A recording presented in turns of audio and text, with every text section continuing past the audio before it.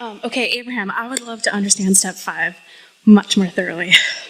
It's our favorite step. Step 1 is you ask. Step 2 is source answers. Step 3 is you line up so you let the answer in. Step 4 is you get really good at it. And step 5 is you're back in step 1, but you're not mad at yourself.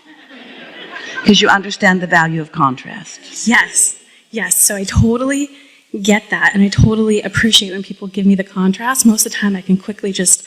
A little clarification here. People don't give you contrast. You ask for it from them. Just thought we'd throw that in. Wait, what?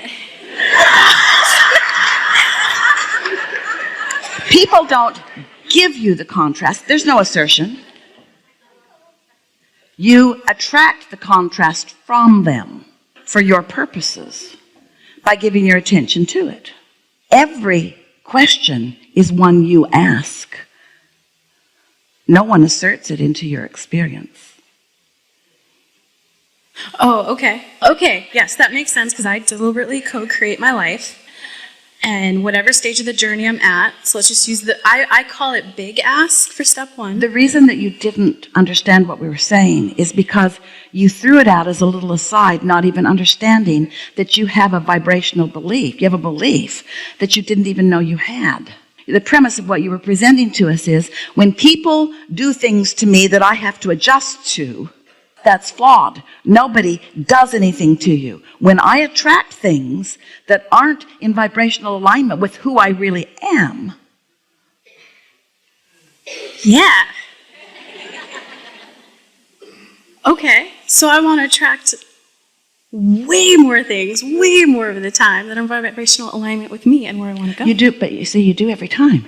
You never attract something that you're not in a vibrational alignment with. Oh, right. Okay. Oh, right. And so who needs to do the adjusting, you or the other person? Me. Okay, but then that leads to the next part of it. I find myself interacting with a beautiful, gorgeous man.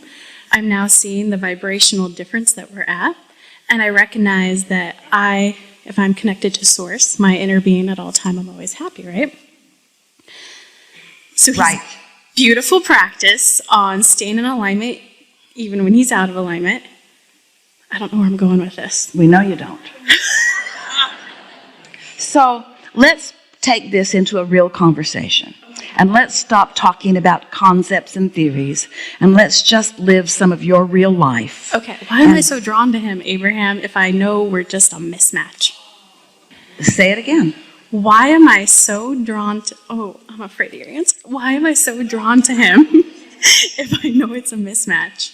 So earlier we said, you get what you think about whether you want it or not. So is being drawn to something attraction? Oh. So are you saying, why do I want this thing I don't want, or why am I drawn to this thing I don't want? Hear the distinction? Oh, I think it's the second. So you say it. Why am I attracted to him when he's not what I want for a husband? Because you give your attention to that. And what you give your attention to is active in your vibration. Okay. Well, when you say it, it's so clear. Now we have a question for you. Okay. Why do you give so much attention to something you don't want? Well, can my life really be that good? Damn. So we have another question for you. Okay. Why do you not feel worthy of good things coming to you? Oh. I feel a need to defend myself right now. So we have another question. Okay. Why do you feel defensive? I guess I feel a need to justify why my life can be as good as it is. So that's what we want you to do. We want you to advocate for good things. That's how worthiness comes. But there's a difference between advocating for what you do want and defending against what you don't want. They're two different ends of the stick. I feel like my life 99% of the time is phenomenal. It keeps getting better and better and better. My business had phenomenal growth. My personal life is amazing. So these are good conversations to have. Yes. So I feel bad that I can have 9 of the 10 areas of my life at like a A+ level. So Abraham, the other day I went to the cafeteria. I don't go there very often, but I went to the cafeteria and there was a lot of beautiful food on display. And some of it I really like to eat, and some of it I don't like to eat at all. And I have to tell you, I felt so bad about not wanting to eat that stuff. Felt so bad about just wanting to eat the stuff I liked and not wanting to eat the stuff I don't want. And I know if I were a more virtuous person, that I would see it all as equal and I would eat it all with equal relish. But Yeah. Okay. I mean, yeah, right? Because if I'm connected to Source, then I should thoroughly enjoy my time with him 100% of the time. But yeah, I want someone who's happier. I want someone who's happier. This is a conclusion that I've come to. Took a little bit, but now in this moment I know I want someone who's happier. And I want to be happier. And in my not finding someone who's happier, I've been quite unhappy, which makes me a perfect vibrational match to him.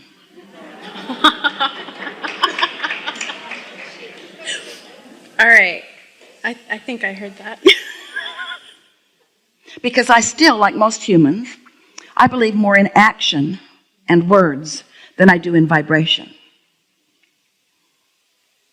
You can defend yourself if you want to. No, just awareness going off. I thought it was the opposite, but It is on some subjects. That's what you're in the process of cleaning up. Most people have habitual thoughts, and the habitual thoughts keep bringing habitual results. And then they say, well, this and this and this and this and this are going well, but this isn't. And we say, check your thoughts. What are your thoughts about that? And some things you find more resonance with Source when you think them. Some things you find less resonance with Source when you think them. And we really, really like those experiences where you feel less resonance with Source, because it makes you want more resonance with Source, and it causes you to more finely tune your thinking in order to get what you want. Someone talked a moment ago about willpower, and we don't think willpower is a very good idea because it's really working it in a harder way. But there's a little bit of confusion. I'm not going to think about that. I'm not going to think about that. I'm not going to think about that. I'm not going to think about. Well, you're thinking about that thing you're not going to think about. So you have to know when to let things go. And the moment to let a subject go is when it doesn't feel good. Because if it doesn't feel good, it's not going to feel better by thinking about it longer. That should be a very long bumper sticker. It's the side of the bus bumper sticker. It's a paragraph bumper sticker. When you think about something that you don't want, it doesn't turn into something that you do want. So what is the answer? How do you use your logic? How do you sort it out? How do you get clear on something? Well, you focus upon any of those many other things that are going well, and you feel the appreciation and the love and the adoration of Source, and you notice all the times that you're in the receiving mode, and you notice all the things that the universe yields to you, and you get into this appreciative feeling of thankfulness where the things that are going well are just resonating in your vibration. And you don't focus on the one that isn't working because it's already in the vortex and it is working. You're just not letting it work for you because you've got habits of thought that don't let it work for you. So you just let it as far as you can, not be something that's active in your mind while you continue to let your vibration rise higher and higher and higher and on other subjects. And then every now and again, the universe will deliver to you at perfect timing, when it is known that you are in a receptive mode, a thought about the thing that you formerly thought in a negative way about, and you'll have a positive realization about it. And so it's what we call bridging beliefs. okay. So now the vibration that used to vibrate that way now vibrates in a new way. Now it's not completely solved, but it is vibrating in a new way. Are you following us a bit? What we're really talking about here is understanding the distinction between step 1, which is when you ask and you're usually out of whack. Step 2, when Source answers and you're usually not up to speed with what Source is answering. And step 3, when you're letting it in. But most people have this step 1 stuff that they just hammer about. They blog about it. They complain about it. They talk about it. They question about it. They try to do processes about it. And they keep it active right where it is. So switch to step 3. Allow it in. Be ready to receive. All right, so we just have a little bit of time left. So now, Ask us this question again. Well, I don't know if I have a question. I think he's a really great guy. He was a match to me for a while. Wait. Breathe a little. Acknowledge that you received quite a bit of what we said just now. And think about the topic at hand. And now, from your new understanding, more important, from your new place of knowing, more important, from your new place of being, now, what did you want to know about that now? Don't regurgitate what you wrote down. What do you want to know now? What do you want to know now about that? What do you want to know now about that? Well, when you keep talking, it switches.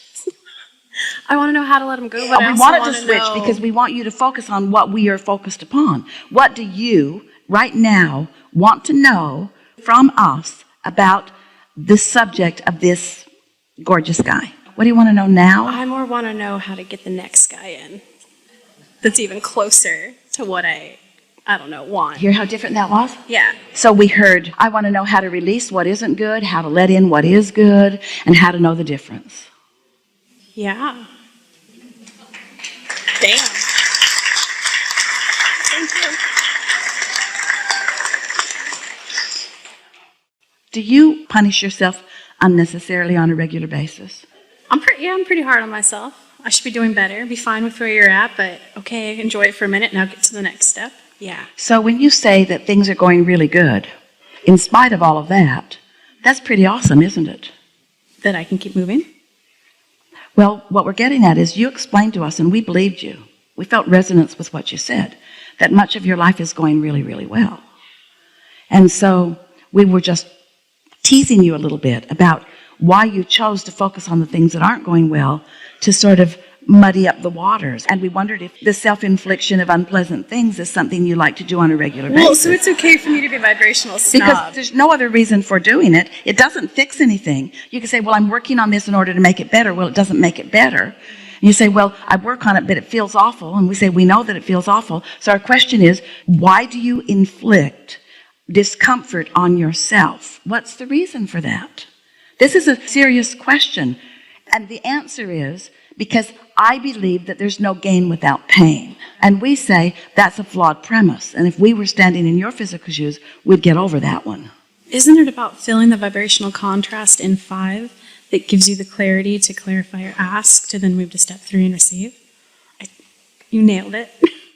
Say that again. Because it made sense, but it was wrong. So say it again. Isn't it about feeling the vibration? So you do an ask, you receive, you enjoy, you do.